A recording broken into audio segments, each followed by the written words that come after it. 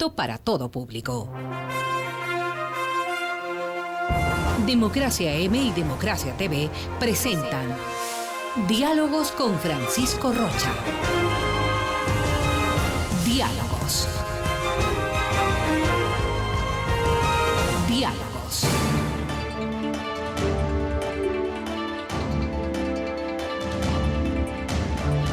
Buenas tardes, estamos ya con Diálogos en Democracia TV. Como ustedes verán, les habíamos anunciado, este es el primer martes que vamos a participar con este programa hasta finales de mes, con seguridad. Esperemos que ya el próximo mes podamos hacer todos los días para encontrarnos de 12 a 1 de la tarde. Estamos ya con un primer invitado, que es el señor doctor Stalin Raza, que además nos traía una información. El diálogo propuesto desde el día de ayer era las tarifas sobre la justicia, lo habíamos titulado. Pero él nos dice, fue derogada y esta tabla, y hagamos un análisis, un acercamiento a eso. Bienvenido, doctor Stalin Raza. Usted es especialista en temas constitucionales, pero además un abogado en libre ejercicio. ¿Cómo había observado esta tabla de costos y cómo recibe qué sería una derogatoria de esta misma tabla? Buenas tardes, bienvenido. Buenas tardes, Francisco, muchas gracias. Mire, la verdad es que Borges solía decir que una de las cosas más peligrosas de las tiranías es que fomentan la estupidez. Y parecería duro, pero lo dijo Borges. Sí, cualquier parecido es pura coincidencia. Pero es la verdad, el establecimiento de las famosas tasas judiciales era abiertamente inconstitucional. Parece que finalmente algo de razón ha primado y el Consejo de la Judicatura ha resuelto hace pocos minutos derogar ambas resoluciones que regulaban las tasas, porque no se sostenía. ¿Sobre todas o solo una parte de esta? No, han derogado las dos. Las dos resoluciones en su totalidad. Entonces ha primado la razón. Queda tal como estaba el servicio de justicia. Es un servicio, es un derecho. ¿Cómo explicamos el acceso a la justicia para luego un poco analizar también qué era lo que querían cobrar y que ahora se ha derogado, gracias a que todo el mundo ha estado discutiendo y debatiendo este tema? Pero ¿qué es la justicia, doctor? ¿Un derecho, un servicio? ¿Cómo lo calificamos? Bueno, tiene las dos dimensiones. Es un derecho que se presta a través de un servicio público, ¿no? Al igual que la salud, al igual que la educación. Es más controvertido, por ejemplo, decir que la comunicación sea un servicio público. Pero sí, la justicia, la administración de justicia es un servicio público, pero porque tiene funcionarios pagados por el Estado. Así es. El acceso a la justicia efectivamente es un derecho y es uno de los más importantes de todo Estado de Derecho. Si un Estado pretende ser un Estado de Derecho, y este lo es, al menos en membrete, entonces el acceso a la justicia deviene en algo absolutamente importante. Quiero decir algo, no es necesario que en todos los modelos exista la gratuidad. De hecho, cada diseño de cada país puede elegir si y a qué servicios de justicia grabarlos con una tarifa, con una tasa, con un precio público, como quiera denominárselo. Pero evidentemente el constituyente de Montecristi, en sus afanes garantistas de derechos, lo que prefirió fue optar por un sistema de gratuidad absoluta. Entonces, si esa es la Constitución... Tiene que estar concatenado al principio constitucional que dieron los mismos que ahora ejercen el poder. Por supuesto, entonces no puede venir por fuerza de las circunstancias a establecerse una tarifa que está inconstitucionalmente establecida, porque la Constitución establece una prohibición, dice gratuidad absoluta de la administración de justicia. Entonces, bajo el eufemismo de encubrirlo como tasa administrativa, no se podía encubrir la realidad, que es que los ciudadanos iban a tener que pagar por los servicios de justicia. Claro, el argumento fue que una porción muy pequeña de los ciudadanos, porque eran los usuarios de los temas civiles, comerciales, tributarios. Pero eso es más grave todavía, porque claramente lo que se está haciendo ahí es un discrimen.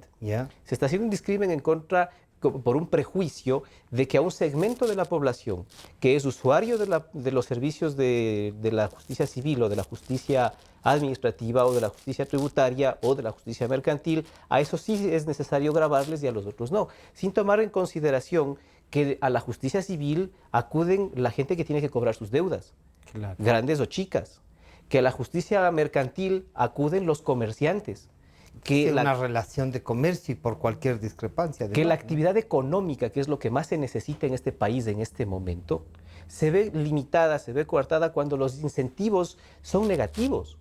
Cuando existe el mensaje de parte del Estado de que a la gente que realiza transacciones comerciales, a la gente que cobra deudas, entonces a esa gente hay que cargarle todo el peso, a la gente que tributa, a la gente que produce, que genera riqueza, entonces hay que cargarle todo el peso de la crisis, eso evidentemente es un mensaje negativo y constituye una arbitrariedad porque es una discriminación.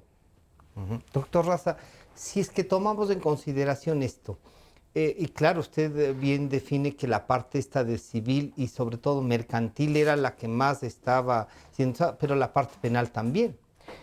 Bueno, después hubo una aclaración Ya. que hizo el presidente del Consejo de la Judicatura diciendo que a los casos penales no se iban a No. aplicar las tasas, ni a los Porque- laborales ni a los de Pero familia. no estaba ahí, digamos, no estaba publicado ni se entendía así, se suponía que era todo, ¿no? Claro. En cuanto era copias certificadas, copias normales, fotocopias, todo eso estaba grabado. Absolutamente. Y no tenemos que olvidar además que en pocos días más va a entrar en vigencia un nuevo Código General de Procesos. Este sistema del Código General de Procesos es un sistema caro, costoso, Ya. porque la oralidad, la posibilidad de contar... Elimina determinadas cosas. Absolutamente. Y este sistema de la oralidad va a significar que quienes quieran acceder al sistema de administración de justicia Ya. van a tener que contar con el asesoramiento técnico de abogados especialistas en el sistema de la oralidad y especialistas en el sistema adversarial. Y entonces van a tener que contratar gente que, por ejemplo, pueda preparar a un testigo, porque el testigo ya no va a ir a declarar en el papel, sino que tiene que ir a ser confrontado con los abogados en sus declaraciones. Y eso encarece el sistema de administración de justicia. Entonces, si de por sí ese sistema ya es caro, agregarle tasas judiciales por actuaciones que el propio Código General de Procesos dice que son gratuitas. Las copias certificadas electrónicas, por ejemplo. Cuando son así, cuando son electrónicas, el código dice que deben ser gratuitas. Entonces, claramente la resolución que creaba las tasas... Estaba contraria a la ley y a la Constitución. Sobre Entonces, todo, ¿no? se caía por su propio peso aquello. Uno podría decir, este modelo de la metida de mano a la justicia que ya puede hacerse una evaluación. Y luego le voy a preguntar y a pedir que nos ayude a entender el código de procesos para también ir empatando. Pero este modelo que dispersó, pues, un día yo preguntaba por qué los juzgados fueron de un lado a otro y me decían que era el acercamiento de la justicia al ciudadano. Claro, pero si a alguien le sortean del sur y le sortean a Carcelén, no le acercaron, le alejaron. ¿Cómo encuentra usted el tema este de la repartición física de los sectores, de los juzgados y de los... Bueno, es caótica. En principio, el objetivo es loable. Acercar a la gente, la administración de justicia, al lugar en donde tiene su residencia. Una pregunta ahí rapidísima. Pero para esto tenían que reformar la parte que dice que habrán que sortear los casos. Pero por supuesto, ahí viene el caos.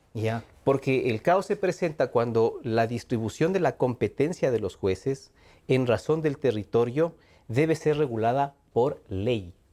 No puede venir una disposición administrativa a crear judicaturas y a asignar competencias, porque la competencia nace exclusivamente de la ley. Entonces también hay un problema y se genera precisamente este ambiente caótico, y aún han sido raros los casos en los que se han generado conflictos de competencia por las razones que usted indica. ¿Y estas razones de competencia podrían nulitar procesos o no? Absolutamente, ¿Sí? porque la competencia es una de las primeras cosas que el juez debe asegurarse antes de continuar actuando. Si a mí me toca Carcelén, pese a que vivo, qué sé yo, en Guamaní, ¿eso podría generar una, qué sé yo, una discrepancia de competencia? Desde mi particular punto de vista, sí. ¿En qué coincidiría o cuál sería la causa de incompetencia, por ejemplo? Básicamente porque una resolución administrativa no puede asignar competencia a un juez que no es del lugar de su domicilio. Esto en el tema de los barrios o del distrito metropolitano no genera tanto problema, pero sí lo genera, por ejemplo, con los cantones y con las parroquias, donde discrecionalmente, por el tema de crear más juzgados y casas de justicia, se está generando ese caos, así es. Le damos la bienvenida al doctor Santiago Guarderas, ex decano de Derecho de la Universidad Católica, dirigente político, ¿no?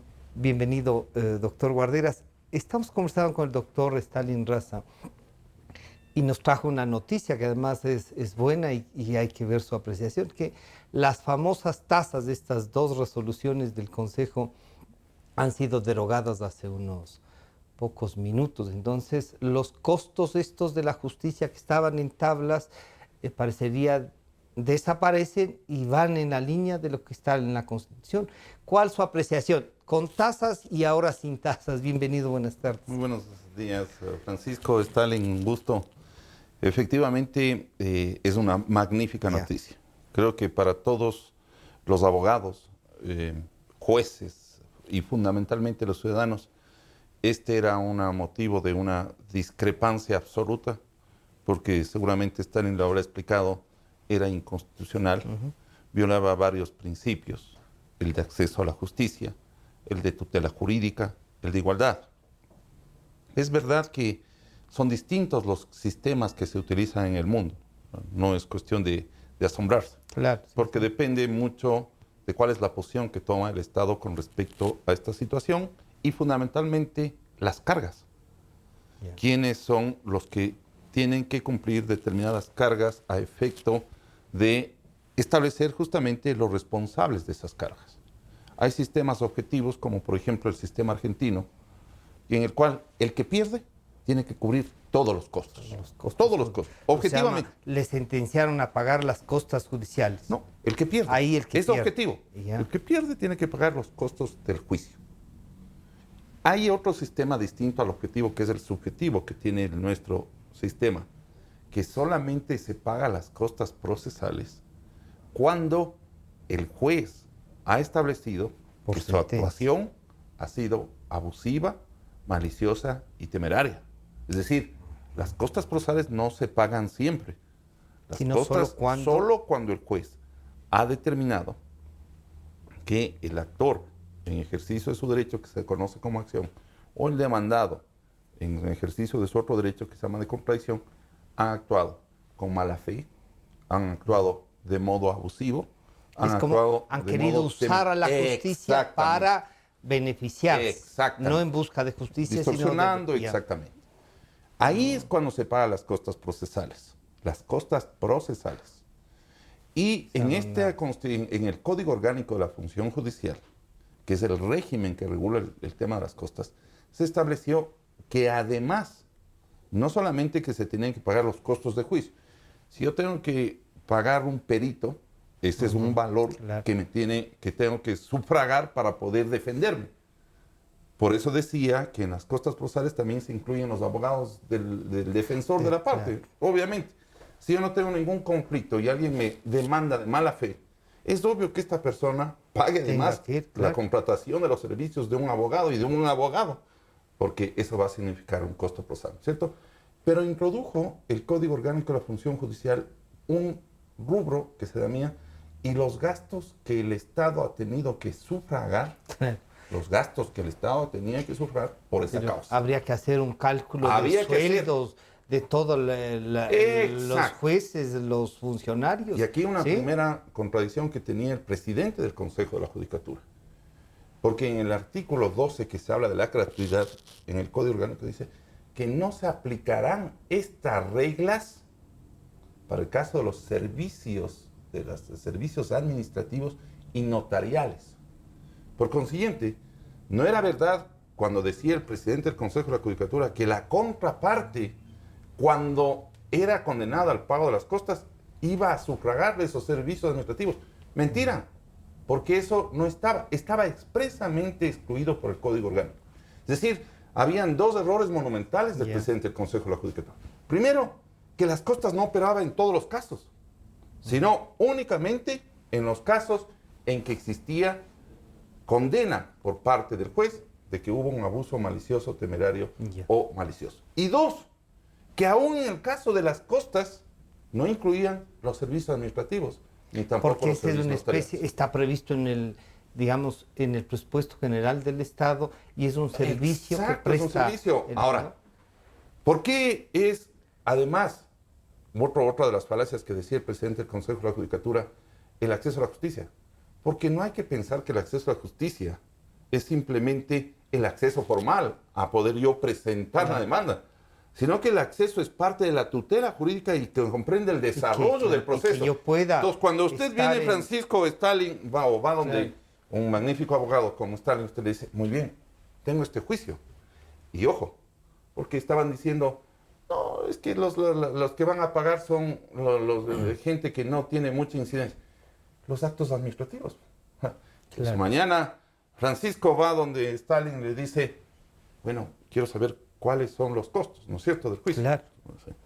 Mis honorarios tantos, pero además vamos a tener que hacer un peritaje, una tabla de... una cuestión, y tenemos que hacer una grabación, porque además las grabaciones cuando hay de parte, pero hay otras que en las audiencias, que el único que puede grabar es el Consejo de la Judicatura, es decir, que ese costo no le va a salvar a nadie. Ahí lo bueno era ser productor del Consejo de la Judicatura, claro, porque puede participar de casi un Entonces, negocio, ¿qué es lo que usted le dice? Vea el valor, pongámosle en números para que entienda, $300. Y si usted es una persona que tiene el salario $300, o sea, todo el salario tiene que ir a pagar. ¿Eso qué significa? Deje nomás, gracias, doctor. Puede inhibirse de iniciar una causa que para él que es justa y que está reclamando. Exactamente. Entonces, ¿por qué nosotros veíamos, a pesar de todas las excepciones que decía el presidente del Consejo de la Judicatura? Que esto era un atropello. Y además era ponerle en una situación de desigualdad entre las partes. Porque usted, Francisco, probablemente dice, sí, bueno, yo puedo contratar el perito, puedo contratar, hacer la inspección. Y el que no tiene dice, doctor, deje nomás, yo no puedo. Claro. ¿Qué estoy poniendo? En un plano de desigualdad. La justicia entonces no tiene que ser entre iguales la lucha. Y si bien entre iguales no significa que tengan los mismos recursos, sí que tengan los mismos derechos y los mismos accesos. ¿Cómo garantizamos? Sin estas tasas, usted encontraría, doctor Raza, que hay de todas maneras una dificultad para acceder a los sectores más pobres a la aspiración de tener justicia, de que alguien imparta justicia. Sí, yo creo que definitivamente sí. Como había dicho en mi intervención anterior, el sistema del COGEP, el sistema adversarial, es un sistema costoso. Entonces, esta diferenciación se va a dar en los hechos. Porque claro, la persona que tiene la posibilidad de acceder a un abogado o a un equipo de abogados especializados en temas de litigación adversarial oral, son los que estarán en mejor capacidad de poder enfrentar las vicisitudes del proceso. Y esto se viene con el Código General de Procesos, que va... Pero, ¿y cuál sería más o menos cómo vislumbramos esos costos? Usted dice es caro, pero si la Constitución dice que es el Estado el que nos ha de garantizar esos costos justamente. Claro, lo que pasa es que, para seguir en el ejemplo que hablaba Santiago, la persona que llega al despacho jurídico de un abogado porque ha sido destituida, lo cual ahora es bastante frecuente por actos arbitrarios de la administración pública, y quiere acceder a un proceso judicial, tiene que saber que se va a enfrentar a presentar una demanda donde ya tiene que establecer cuáles son los medios de prueba. Porque uno tiene que ir a las audiencias de los juicios ya llevando las pruebas producidas para presentarlas y para defenderlas en esa etapa del proceso, en la audiencia. Entonces, elaborar, anunciar los medios de prueba y contar con los medios de prueba significa que le dejan a las partes procesales en la necesidad de contar con la creatividad y los recursos suficientes para poder conseguir los testigos, para poder conseguir los peritos, para poder conseguir los medios tecnológicos que le permitan llevar su caso ya con todas las pruebas desarrolladas, listas para presentarse. Entonces, esto significa, obviamente, una ingente inversión de recursos. El sistema en los Estados Unidos, en los lugares donde funciona y funciona adecuadamente, evidentemente es un sistema costoso. Por supuesto, los costos del sistema desalientan a la gente a litigar. Quizás eso puede ser un incentivo para que la gente busque mecanismos alternativos de solución de conflictos. Para que comience a funcionar esta parte de soluciones amigables que son... Hay una oficina en el Consejo de la Judicatura. Centros de mediación. Centros de mediación. Por supuesto, pero... También privados hay centros de mediación. Pero usted, por ejemplo, con el Estado no va a poder hacer ese tipo de cosas. Porque el Estado sabe que tiene todo el potencial como para poder decirle, mira, si usted quiere, venga y demande. Y pase y tenga la carga de producir usted mismo las pruebas, de traerlas al juicio y además de ver si hay jueces que le reconozcan a usted en contra del Estado su pretensión. Claro, y sobre todo en un Estado donde alguien dijo, vean, está prohibido fallar contra el Estado, ¿no? Claro, yo estaba pensando para este diálogo en un caso que además es muy cercano. Hay una sentencia, usted es una profesional de la salud y no le han estado pagando como profesional de la salud, sino como profesor. La sentencia está, pero nadie la cumple. Se acude a la Corte Constitucional y ni siquiera está en la posibilidad, no sé, para dar una palabra, no sé si de sortearse a que alguien lea el caso. 8 años. ¿Cómo hacemos esta justicia? No solo que es cara, dispersa, sino que no existe. Vea, Francisco, usted ha topado el dedo en la llaga. Porque estamos próximos, usted muy bien lo señalaba, el próximo lunes entrará en vigencia el Código General de Proceso que hemos venido reclamando los abogados. Correcto. O sea, había que actualizar el procedimiento. No se lo hizo, no es una magnífica ley, pero es un cambio. Perfectible como todas las cosas. Pero este cambio implica 2 cosas. Primero, que exista la infraestructura necesaria. Que haya las salas de audiencias. Pregunto. O sea, ¿dónde? ¿Dónde vamos a hacer? Tenemos los equipos. Para eso. Para eso. Yo tuve, le puedo decir, la semana pasada, Ya un caso, no todavía en el COGEP, ya. un caso en el Tribunal Distrital de lo Contencioso Administrativo. No pudieron grabar, no había el equipo. Y yo les decía, ¿pero cómo? En 15 días ya se va a implementar. No tenemos el equipo y solo tenemos 2 salas de audiencia. ¿Cómo van a hacer? Por un lado, Ya. porque eso yo es lo que usted dice, suena bonito el nuevo COGEP. Por un lado, tiene el Consejo de la Judicatura, la función judicial, los recursos, la infraestructura para poder sustentar este proceso. Porque, acuérdese usted, y vale la pena hacer antecedentes, cuando se implementó el juicio oral en materia laboral, Sí.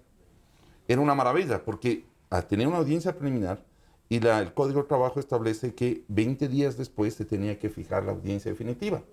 Y al principio eran 20 días. Yeah. Ahora son 6 meses, 1 año, 2 años para que sea la audiencia la definitiva. No. Y por otro, que los jueces estén preparados. Creo que Stalin, quienes estamos en estos preocupados de la justicia, estamos dando cursos. Y nos damos cuenta que los funcionarios no tienen idea de lo que se va a implementar. Ni los funcionarios, pero Ni los también funcionarios. los abogados. Tienen- Pero claro, la Obviamente primera los abogados estructura, mucho más. pero porque, digamos, si el abogado va y pierde porque no sabe, está correcto, Exactamente. digamos. Pero un funcionario que no sepa cómo actuar en un momento dado, o sea, que para el tema de la oralidad y de la aplicación de este código, usted encuentra que no estamos todavía No, preparados. estamos preparados. O sea, yo creería que si es que se quiere actuar de manera responsable, si se quiere otorgar Hay que esta generar tutela un por parte del espacio. Estado, hay que generar todavía un espacio. Yo no veo. Vamos a ver todo. De hecho, cuando se implementó, porque ciertas normas, que por ejemplo, el término del abandono en el COGEP en el mes de noviembre, hubo un caos. Hasta ahora. Claro. Hasta ahora. Porque inclusive se desconocía de los efectos del término, etcétera. ¿Y sabe cómo resolvían las cosas? Según el memorándum interno que dice el miembro del Consejo de la Judicatura, esto se resuelve. O sea, tiene daba- usted claro. que saber hasta los memorándum internos para poder aplicar el Código General Y de esos no Proceso. están en las Es una partes. barbaridad. Claro. Entonces yo le digo, es un absurdo toda esta situación. Pero además, Francisco, usted tenía razón porque esto hay que mirarlo además históricamente. ¿Sí? Este acceso a la justicia ya se presentó este primer problema en materia tributaria. Cuando se expide la ley orgánica, si no me parece, de Equidad. optimización de los recursos Equidad tributaria. de equidad tributaria. Es la de hace Se 2 modificó, meses. pues, se incluyó una norma en el Código Tributario a efecto de que cuando usted quiera impugnar impuestos, tiene que primero pagar, consignar claro. la famosa cláusula et repete. Y vaya, ¿Qué a ver si hicieron? le devuelve. Fueron a la Corte Constitucional, porque Sí, claro. que es inconstitucional el acceso a la justicia. Ríase. ¿Sabe qué dijo la Corte? Sí. En verdad que si a usted le piden la plata el momento en que presenta la demanda, efectivamente está cometiéndose un atropello a este principio del acceso gratuito a la Claro. justicia. Pero una vez que el juez califica la demanda, le va a dar los 15 días para que usted ponga el dinero. Si no, no se tramita la causa. O sea, que va a estar o vía la justicia, pero que va a tener que depositar la plata. Claro. No sabe Lo cuánto único que le tiempo. dijeron es, la Corte lo único que le dijo, no tiene que poner el momento que va a entregar la demanda. Pero una vez que le califica el tribunal, tiene que depositar lo mismo que tenía que hacerlo en el momento en que iba a presentar la demanda. Esa fue la broma que hizo la Corte y hasta ahora se aplica esa resolución de la Corte Constitucional. Doctor Raza, esta Corte, que algunos dicen que es tan distante del Tribunal Constitucional anterior, y yo a ratos decía, tan distante, ¿en qué será distante? Me pregunté yo un día. ¿Será distante en que estos han resultado peor que los de antes? ¿O cómo evaluar ya? Porque ya podemos evaluar a la Corte Constitucional. He estado observando, a propósito de este caso que les mencionaba, cuántos se resuelven. Hay unos que se resuelven en 2 semanas porque es un tema político. Y hay otros temas políticos también que se quedan ahí. ¿Cómo funciona? Usted estuvo cerca también en la Corte Constitucional. ¿Cómo está funcionando? ¿Alcanzan? ¿Es demasiado que todo pueda llegar a la Corte Constitucional? ¿Cómo es esto? Bueno, hay 2 dimensiones de análisis. La primera, que efectivamente al darle de las competencias y el poder que se le dio en la Constitución actual a la Corte Constitucional, se le sobresaturó del número de causas. Cuando se le entregó la posibilidad de que revise todas las acciones extraordinarias de protección de todas las sentencias que se producen en la Corte Nacional de Justicia, el volumen de causas que tiene la Corte Constitucional evidentemente incrementó notablemente. Y no incrementó ni su capacidad funcional, ni su capacidad administrativa, ni siquiera su edificio.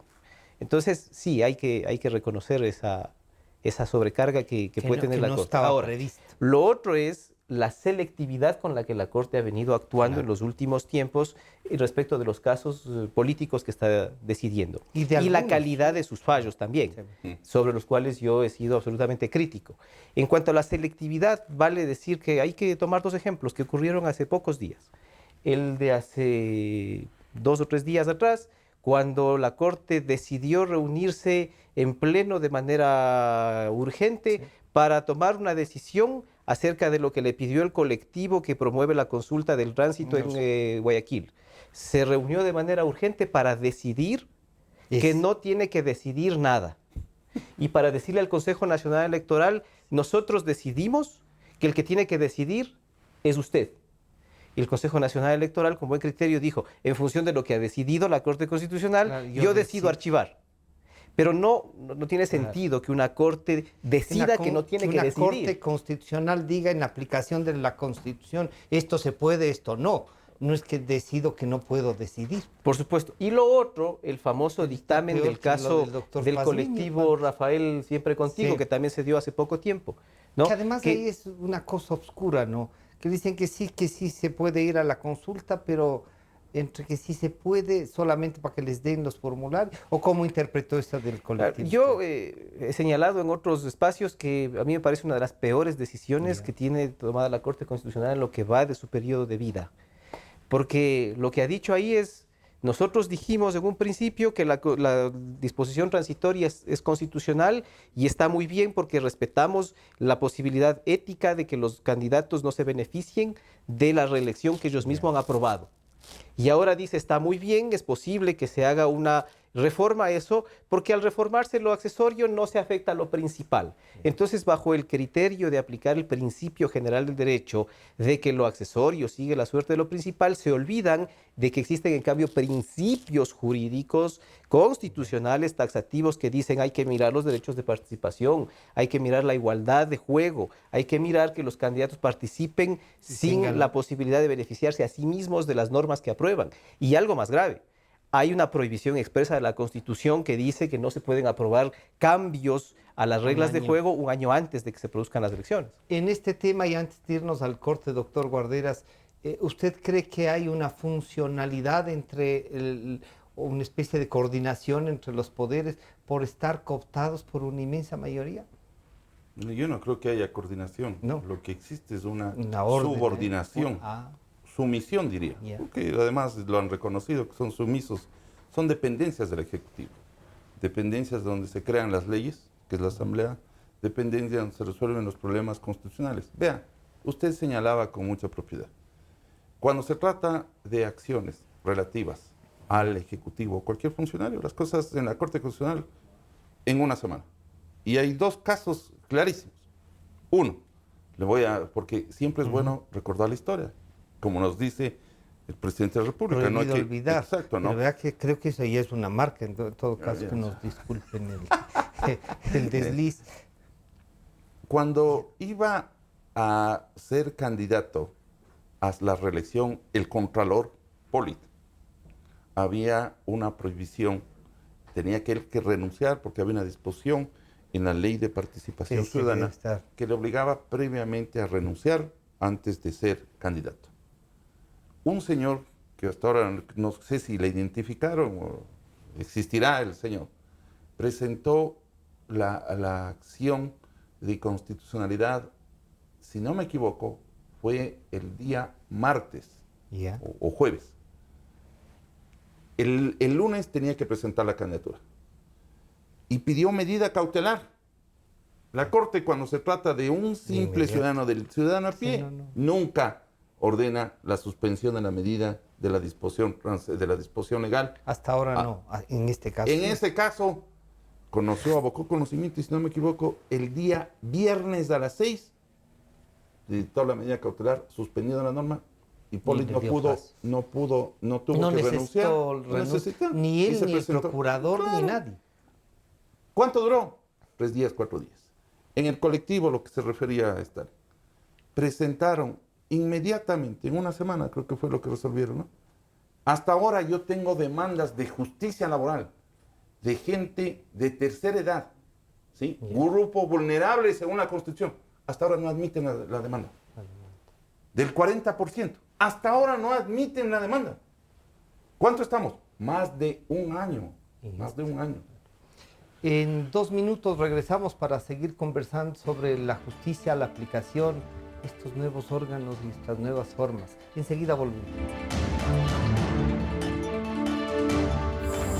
En un momento regresamos con Diálogos por Democracia M y Democracia TV. Inicio del espacio publicitario.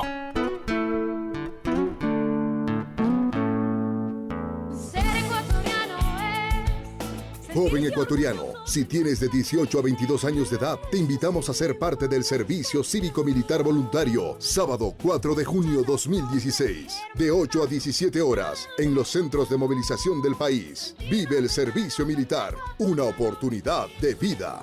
Mayor información en www.dirmov.mil.es, Facebook, Dirección de Movilización, Twitter, @DirmovSocial.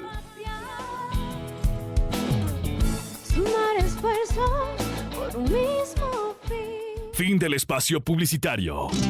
Sentimos lo que la gente siente, amor, desamor, alegrías inmensas. Decimos lo que la gente quiere, pasión, discusión, democráticamente. Democracia, la radio de la gente.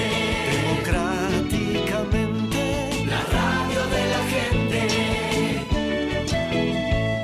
Democracia, la radio de la gente.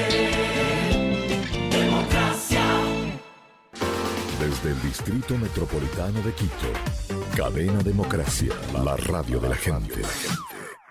Francisco Rocha está de vuelta con Diálogos por Democracia M y Democracia TV.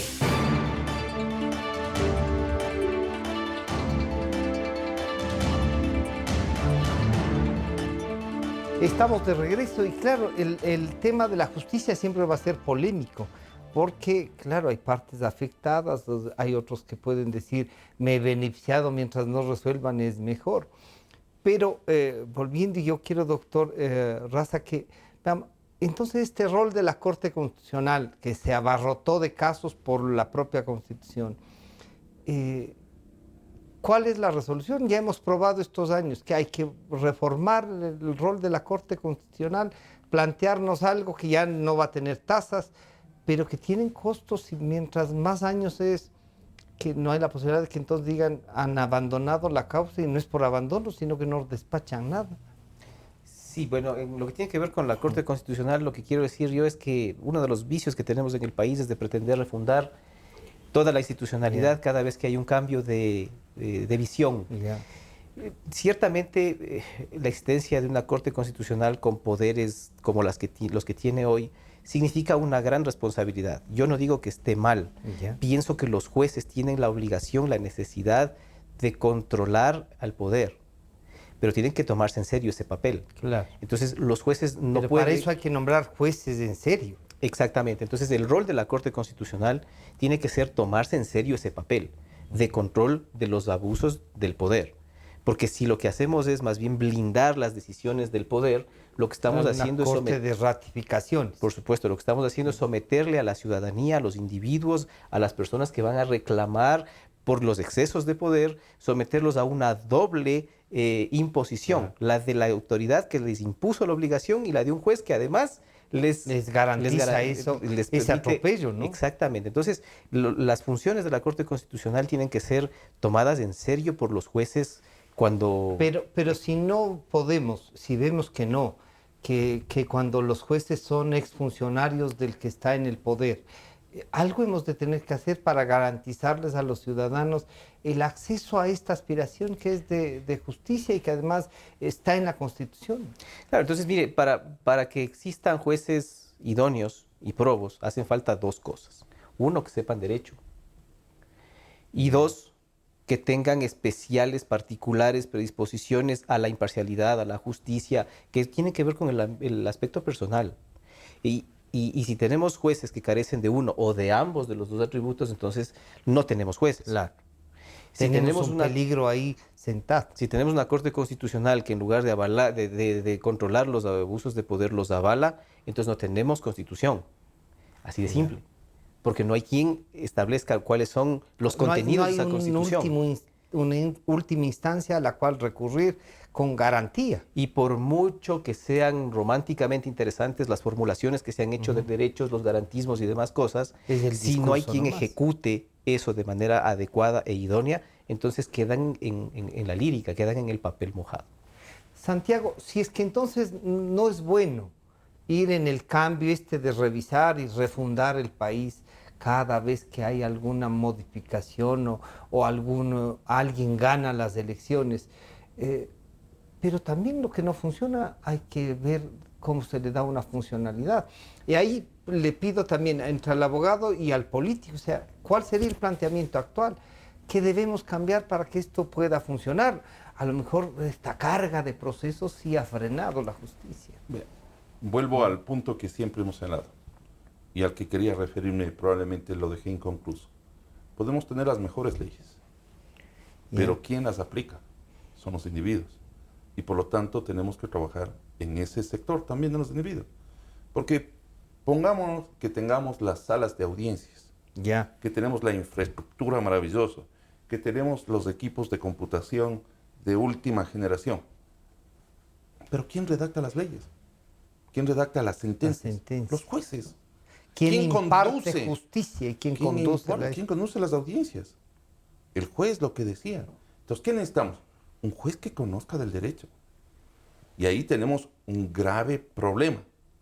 Porque los concursos de méritos de oposición, que implicaban la fórmula para tratar de conseguir que personas, las idóneas, los que tenían los méritos, sean los que vayan a ocupar. Y por eso, cuando se pensó en este famoso Consejo de Participación Ciudadana como un ente de la ciudadanía para que haga esta selección y evitarnos la votación directa, ¿sí? ¿Qué es lo que ha pasado? Hizo procesos mañosos, en donde no entraron los mejores abogados, sino que entraron los abogados que ellos querían. Y que respondían a. Que respondían. Preparación. Y luego viene el otro tema de la independencia y la imparcialidad. Porque el juez, justamente, lo que tiene que velar es porque se imparta justicia. Para que le dé la razón a quien la tiene desde el punto de vista del derecho de la razón, del derecho sustancial. No a quien le tiene que beneficiar por otro tipo de razones. Pero es que ahí viene también estas sanciones que se han dado a algunos jueces porque han tenido la decisión de tomar una, buena o mala. En eso digo yo, tendríamos que hacer revisar pero han sido Pero vea, entonces ahí viene nosotros justamente la necesidad de la separación de los poderes. Ya. Porque usted con mucha razón, ¿cuál ha sido el arma que ha tenido el Consejo de la Judicatura? El error inexcusable. Y el error inexcusable aplicado en la forma más arbitraria. Porque miren, ¿qué es lo que ocurre? ¿Qué es lo que ha implementado el Consejo de la Judicatura? Que ellos finalmente lo que están resolviendo es el problema jurídico, con el famoso error inexcusable. ¿Y cómo usted entiende que un ingeniero, que es parte del Consejo de la Judicatura, esté sancionándole a un abogado por error inexcusable? Cuando el sistema previsto en el Código Orgánico de la Función Judicial es que sea la autoridad, un juez superior, quien determine que un determinado juez cometió error inexcusable. Entonces, lo que hace el Consejo de la Judicatura como único órgano de administración es sancionar la conducta del juez. ¿Qué le está diciendo? No revisar la sentencia. No revisar la providencia, no revisar la resolución del juez. Lo que está diciendo usted es, oiga, creo que usted no tiene la aptitud para ser juez. Yo lo que le voy a sancionar, y por eso una sanción administrativa del órgano de administración, vigilancia de la función judicial, es, usted no está apto para cumplir juez. ¿Cuándo se da error inexcusable? Le voy a dar para que vea cuál es la gratitud. Cuando, por ejemplo, usted establece pena de muerte en una sentencia penal. ¿Cómo pena de muerte? Si yo voy a la casa de un individuo y me dice, oiga, no existe, y él le impuso, mañana emito una sentencia con una ley ya derogada. Que un juez aplique el Código de Procedimiento Civil. Claro. Ya la próxima semana, cuando esté en vigencia el Código, oiga, ¿y usted qué? O sea, es un error inexcusable que viola a la racionalidad, es un escándalo. Claro. No es cualquier error inexcusable. No es cualquier error. Entonces, cuando usted se equivoca y comete errores, porque son seres humanos también los jueces, y si es que es muy grave, ahí el error inexcusable primero tiene que calificarlo un juez de la propia. Y entonces cuando ya está calificado por un juez, actuar. Le manda al Consejo de la Judicatura y ahí puede actuar el Consejo de la Judicatura. Pero ese proceso no se ha dado. Eso no hace, lo que hace es directamente. Y entonces el Consejo, como usted nos viene que ha dicho, es ¿cómo les controlo? Suspensión, no por el caso de error inexcusable, por violación de los derechos, porque hay otra tipo de infracción que es grave cuando se han violado las normas del debido proceso. Han utilizado esa formulación y la otra es el error inexcusable y les han destituido. ¿Qué han hecho los pobres jueces? Están ahí esperando que no les vayan a llamar la atención al Consejo de la Judicatura. Pero eso también es una forma de condicionar la justicia. Doctor Raza, ¿cómo entonces, claro, usted dice, vean, no nos vayamos a cambiar ni a refundar todo eso, no. Pero si no funciona, si hay que buscar jueces probos, lo mínimo que tenemos que hacer es buscar la forma. Esto ya está probado que lo del Consejo de Participación Ciudadana no funcionó, porque puede poner el que gane. ¿No era mejor que los que ganaban las elecciones proponían, yo sí creo, los mejores nombres que incluso ellos conocían y a veces ni siquiera eran militantes, pero eran nombres respetables para la ciudadanía y que ellos sean los que nos ayuden a través de otros también mecanismos que los podamos vigilar a implementar este tema de la justicia? Bueno, pero no es lo que... no es lo que resolvieron. Pero es lo que está pasando ahora. Ya. En la Corte Constitucional no es que hay un concurso abierto a través del Consejo de Participación Ciudadana, no. Son las propias funciones las que proponen sus ternas y de entre sus ternas se hacen los concursos. Así que, de alguna manera... concurso mismo no ha habido. No es abierto. Si no había una... Existe un dilema ahí sobre cuál es la mejor forma de designar a los jueces y no hay un acuerdo pacífico sobre el tema. Claro. Lo único que sí existe es de estas dos condiciones. Quien quiera que seleccione, como quiera que se haga el proceso, vía concurso, vía designación por las funciones, vía elección popular, como que está ocurriendo en otros países, los requisitos son de que las personas que vayan a sentarse en esos sillones sepan derecho, estén capacitados y tengan las predisposiciones suficientes como para aplicar ese derecho de manera justa. Como en los Estados Unidos, yo sé que a alguna gente primero no le gusta, pero el nombre del presidente de la República cuando hay una vacante.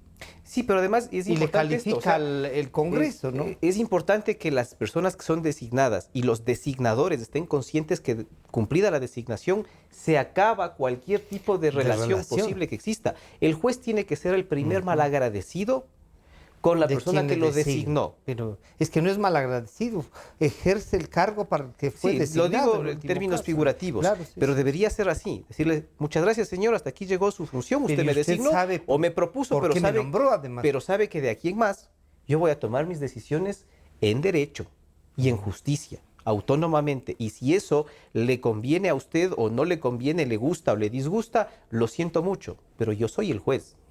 Entonces, más allá de establecer mecanismos, lo importante es saber que hay que hacer esta cultura jurídica de que tanto los designados como los designadores estén conscientes de que el sistema funciona así. Así funciona en el ejemplo que usted acaba de dar, los Estados Unidos. El presidente sabe que el juez designado por él a la Corte Suprema Le puede juzgar será un a él. juez republicano, será un juez demócrata, será un juez muy dependiente de él en la Fiscalía General muchas veces, pero sabe que cuando llega a ser juez van a ver las decisiones que están dadas en derecho. Hoy mismo se ha producido con uno de los jueces de la Corte Suprema de Justicia decisiones inéditas a pesar de la impronta política Claro. de la que él estaba viniendo, ¿no? Entonces, y esto no les extraña ya, más bien esto hace que para ellos Es sea una un valor, demostración, claro, es un valor adicional una cosa adicional a su funcionalidad, que permite ¿no? saber que el juez es juez y que el juez está decidiendo conforme a derecho y a la justicia. Con el Consejo de la Judicatura nos pasa lo mismo que con la Corte Constitucional.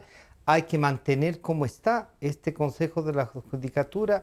Hay que plantear una reforma. ¿Qué plantearíamos A ver, yo ahí? no digo que la Corte Constitucional deba mantenerse como está. Sí Ya. digo que es importante mirar los diseños sin tratar de refundar y hacer cosas descabelladas. Pero, por ejemplo, a mí sí me parece un problema la bicefalía que existe hoy mismo entre la jurisdicción constitucional de la Corte Constitucional y la jurisdicción ordinaria de la Corte Nacional de Justicia.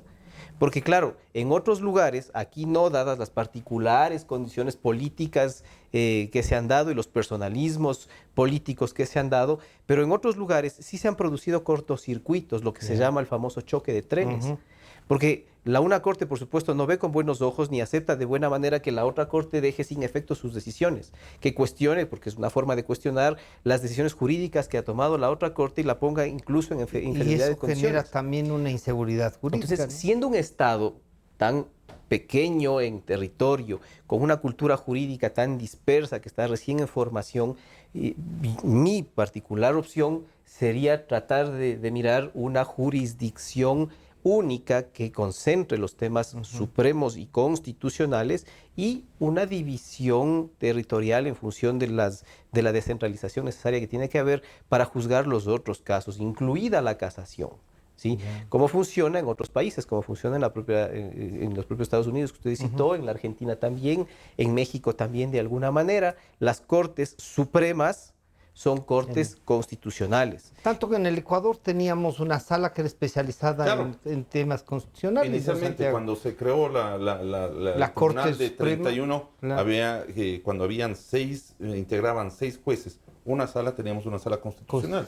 Y eso iba en función del principio de unidad jurisdiccional.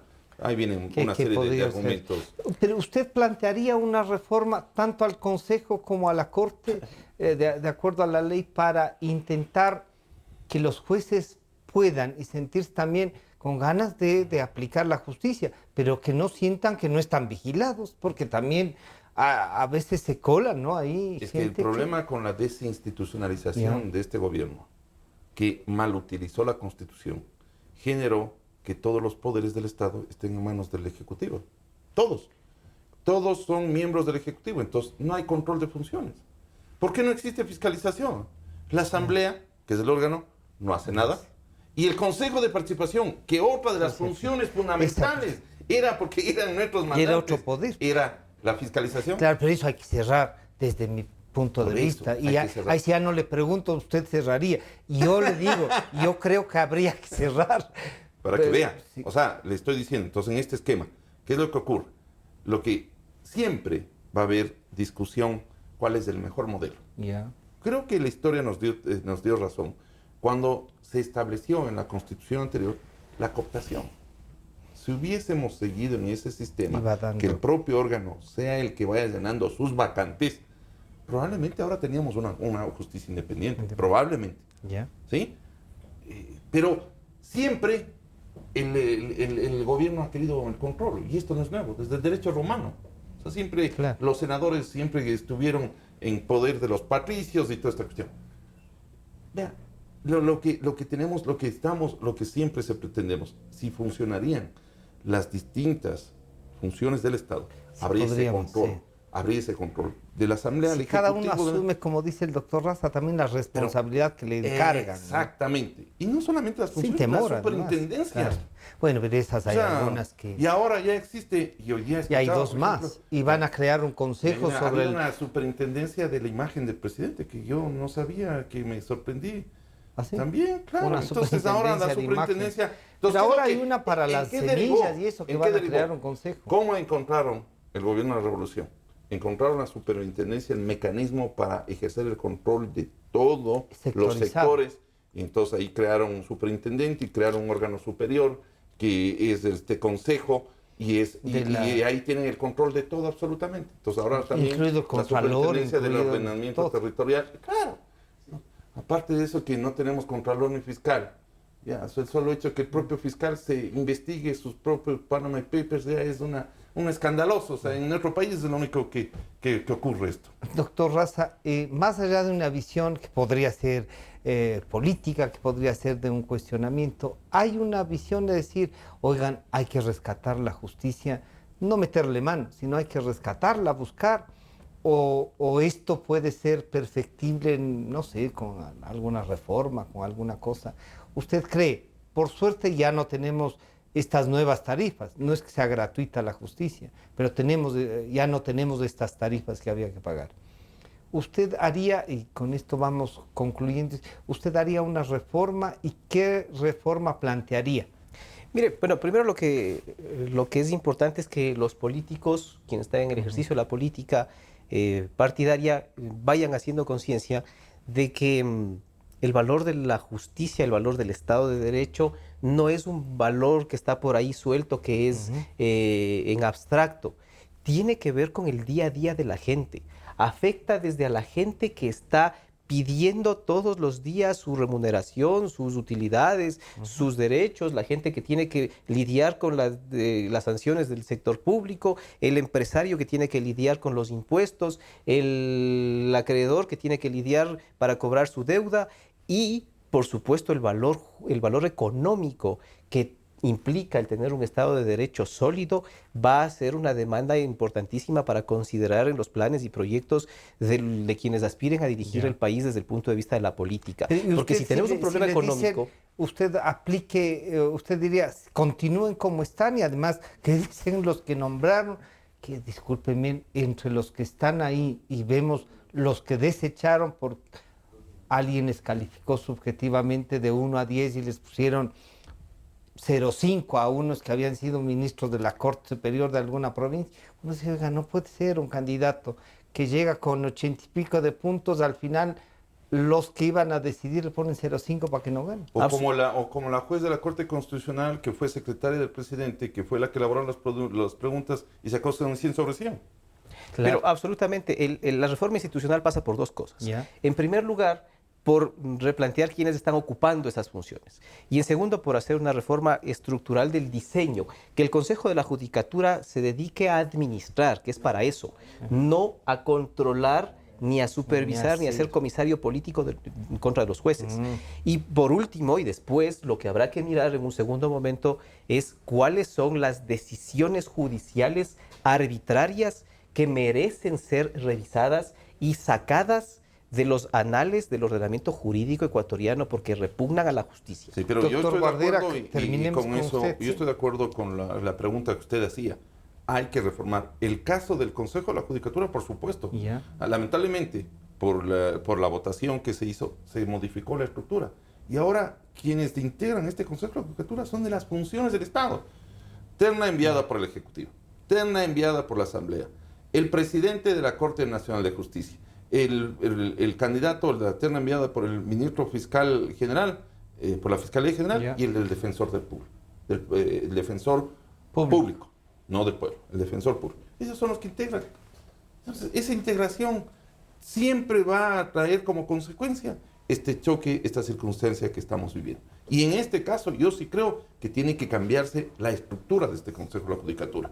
Más allá de que tiene que cumplir sus funciones, pero ahí está justamente la vigilancia, está el gobierno, que es propio, y en ese sentido. Pero además de la estructura, hay que cambiarse los procedimientos a efecto de que no haya un control jurídico, judicial de las actuaciones del juez, porque para eso existen los recursos, existen los mecanismos judiciales, jurídicos, para poder impugnar algo que yo no estoy en juez y solamente haya una revisión, un control disciplinario por parte del Consejo de la Judicatura. Se nos fue el tiempo y queremos agradecer al doctor Stalin Raza y al doctor Santiago Guarderas. El caso de la justicia va a tener que ver mucho en el futuro y en el debate de este año que viene para cambios electorales. Buenas tardes, a las 3 de la tarde está ya a la disposición de ustedes que quieran volver a revisar estas declaraciones. Nos encontramos mañana a las 12.